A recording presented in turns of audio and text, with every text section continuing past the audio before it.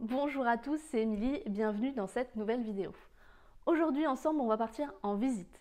Lorsque vous partez visiter que ce soit un appartement ou un immeuble, il est important de se poser les bonnes questions, de noter les bons éléments qui vont soit vous permettre de chiffrer des travaux, donc d'estimer un petit peu, de vous dire tiens ça va falloir effectivement penser à faire des travaux et donc à l'estimer dès le début, soit de noter le bon entretien, la bonne gestion de l'immeuble ou non par le propriétaire. Pour vous aider dans cette tâche, j'ai créé une checklist que vous pourrez emmener lors de vos visites et qui vous permettra de vous poser les bonnes questions, de noter les bons éléments tout au long de la visite. Et la checklist qu'on va étudier dans cette vidéo, c'est la checklist sur le grenier. Voilà, il est toujours important de monter au grenier, même s'il fait sombre, même s'il fait froid, même s'il y a des araignées, il faut y monter. C'est une source d'information incroyable. Avant de commencer, je vous propose de télécharger la checklist en cliquant sur le lien qui est situé sous la vidéo. Et puis une fois que ce sera fait, on est parti. Première question à se poser, le grenier est-il accessible ou est-il aménagé? Dans de nombreux immeubles, en fait, vous n'aurez pas accès au grenier, tout simplement parce qu'un appartement aura été aménagé à sa place. Donc en fait, vous n'aurez pas vraiment, même pas du tout d'espace grenier, ce sera vraiment un appartement qui y sera et qui sera en général mansardé puisque directement sous les toits. Comment se fait l'accès au grenier? Parfois, c'est tout simplement un escalier, donc vous avez l'escalier des parties communes qui continue et qui permet de desservir le grenier, ou parfois c'est une trappe qui est située au plafond et qui est accessible du coup grâce à une échelle.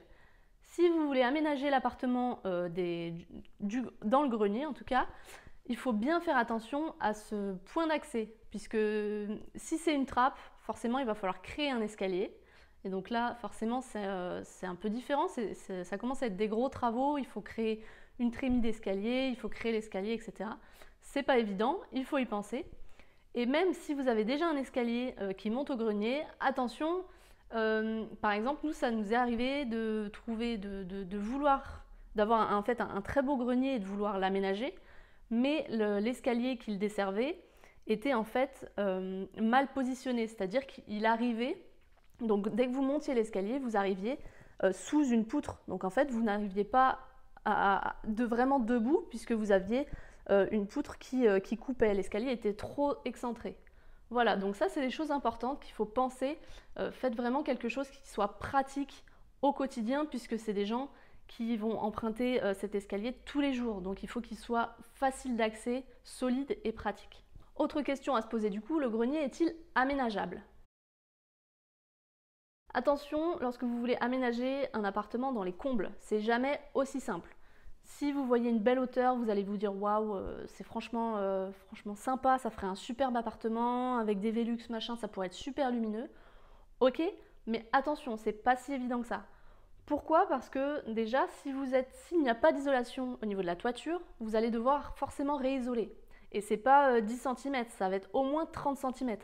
Donc imaginez que sur tous vos pans de toiture, toute votre charpente, il y aura 30 cm d'épaisseur d'isolant qui va arriver. Donc ça réduit forcément la surface. Si là vous vous dites tiens là moi je tiens debout, c'est bon, c'est facile, non. Rajoutez 30 cm, vous allez voir que vous allez vraiment vous déplacer et que ça va réduire l'espace. Pareil, ça va être en loi Carrez du coup. Si vous avez 60 mètres carrés au sol, ça peut arriver de se retrouver avec 20 mètres carrés loi Carrez.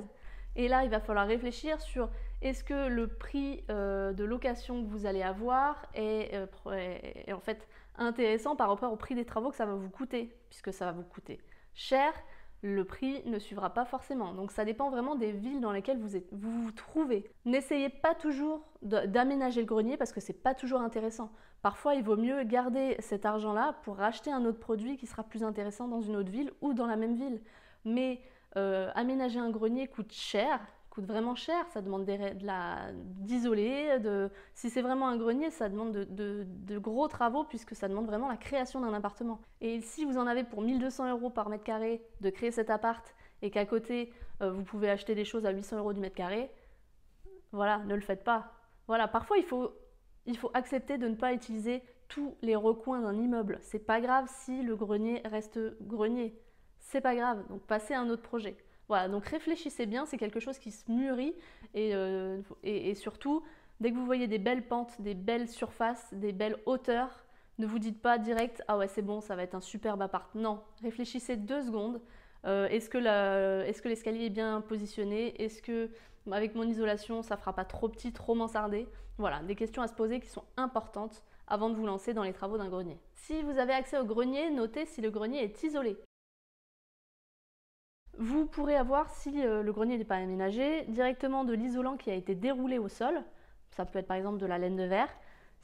Ça peut être éventuellement de la ouate de cellulose qui a été projetée directement sur le sol. Sinon, ça peut être de l'isolation qui a été fixée sous la toiture. Donc dans ce cas-là, l'inconvénient, c'est que malheureusement, vous ne pourrez pas avoir accès directement à la charpente. Vous ne pourrez pas la voir, elle sera cachée.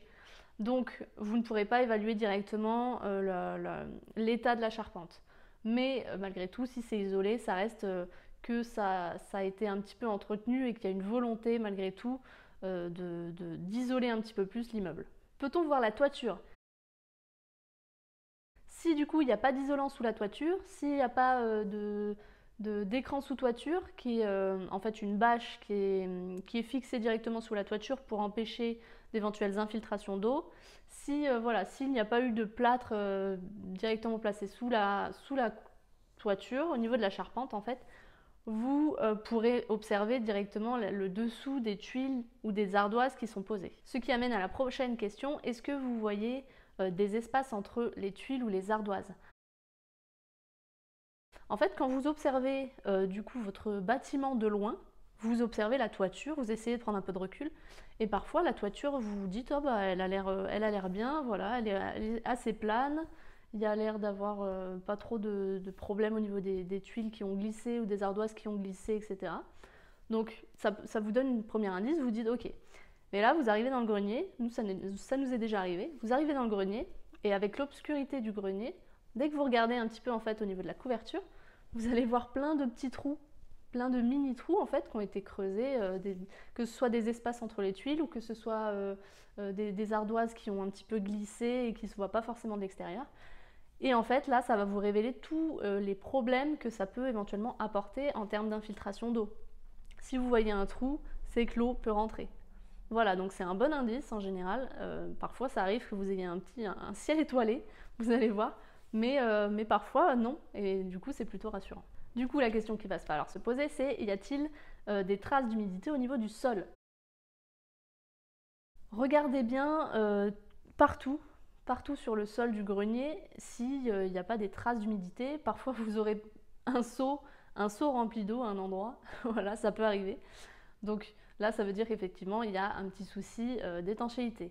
Regardez bien au niveau des fenêtres de toit qu'il peut y avoir. Ça peut être des petites fenêtres de toit comme à l'ancienne ou ça peut être des plus importantes, mais souvent lorsqu'il y a une fuite, ça peut venir vraiment de ces éléments-là. Pourquoi? Parce que tout simplement l'étanchéité autour du Velux, autour de la fenêtre de toit, n'est pas parfaite. Et donc peut-être qu'il est vieux et que ça a travaillé et que du coup l'étanchéité n'est plus là et donc que ça passe. Ça peut être ça. Ou que ça a été mal posé, c'est possible aussi. Autre élément à regarder, les cheminées. On voit souvent des infiltrations d'eau qui sont au niveau des cheminées. Tout simplement, la même raison que pour les fenêtres de toit, c'est que l'étanchéité autour de la cheminée, entre la toiture et la cheminée, en fait, n'est pas parfaite. Et donc, ça laisse rentrer l'humidité. Voilà, donc vraiment, essayez de regarder s'il n'y a pas des taches d'humidité au sol. C'est pour ça qu'il est idéal de faire une visite sous la pluie. C'est pas le plus motivant, mais au moins, vous voyez le bien dans le pire état. Et si il pleut et que vous voyez qu'il n'y a aucune fuite, c'est que normalement, ça devrait le faire. Du coup, y a-t-il des Velux ou fenêtres de toit? Donc ça reprend un petit peu la question d'avant. Effectivement, il peut y avoir des infiltrations à ce niveau. Donc notez bien s'il y en a. Mais ça peut vous permettre une chose, la fenêtre de toit, c'est de passer la tête pour voir de près la toiture.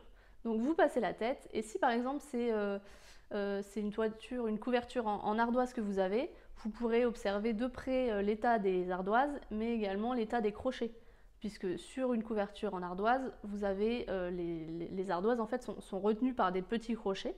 Et lorsque ces crochets sont trop rouillés, ils cassent et donc l'ardoise glisse.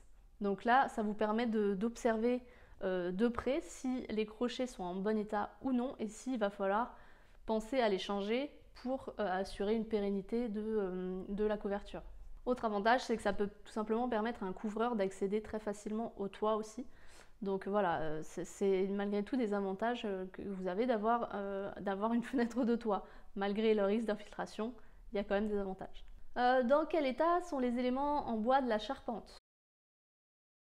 Si vous avez la chance d'observer du coup la charpente de près, n'hésitez pas à observer s'il y a des petits trous dedans, s'il y a de la sciure de bois au niveau du sol, ce qui pourrait éventuellement faire penser qu'il y a des petits insectes qui mangent le bois qui sont sur la charpente. Regardez, n'hésitez pas à enfoncer un tournevis par exemple ou un stylo même si vous avez dans une poutre. Si vous voyez qu'elle résiste, tant mieux. Si vous voyez que votre stylo s'enfonce très facilement dans le bois, c'est qu'il va falloir faire rapidement quelque chose avant qu'il y ait un gros accident. Donc voilà, ça peut vous permettre, sans être expert, juste d'anticiper des potentielles problématiques sans avoir à faire venir un couvreur ou un charpentier qui vous dise oula. Voilà, donc il y a des petites choses simples qui peuvent vous donner quelques indices sur l'état de la charpente. Et enfin, dernière question, y a-t-il des éléments électriques ou du matériel dans le grenier? Déjà, est-ce que c'est le bordel dans le grenier? Est-ce qu'il va falloir penser à évacuer le grenier? Parce que parfois, même souvent, vous avez du bordel dans le grenier et le propriétaire qui vend va pas s'en occuper. Donc c'est à vous d'anticiper éventuellement une éventuelle évacuation de tout ça pour avoir un truc un peu plus clean. Autres éléments que vous pouvez trouver dans le grenier, ce sont par exemple des groupes de VMC. Voilà, donc que vous aurez, alors normalement ils doivent être suspendus et pas au niveau du sol, juste pour info. Vous pourrez également avoir des antennes télé, ça peut marcher dans les greniers. Et l'avantage c'est que c'est beaucoup plus simple lorsque vous avez une intervention dessus. Parce que demander à un antenniste de monter dans le grenier plutôt que de monter sur le toit, c'est toujours plus simple. Voilà en gros les éléments que vous pourrez trouver. N'hésitez pas à noter tout ce que vous voyez. Voilà, ça pourra vous permettre rien que de vous remémorer la visite. Si vous visitez plusieurs biens dans la même journée, à la fin de la journée, vous serez perdu. Donc n'hésitez pas à bien tout noter pour vous rappeler bien de chaque élément, de chaque immeuble. Vous allez gagner du temps. Et voilà, c'est tout pour cette partie grenier. Si ce n'est pas déjà fait, je vous invite à télécharger la checklist que vous pourrez emmener directement en visite avec vous. En cliquant tout simplement sur le lien qui est situé sous la vidéo. En attendant, moi, si vous avez aimé la vidéo, n'hésitez pas à mettre un petit pouce bleu. Si vous avez des questions, n'hésitez pas, j'y répondrai.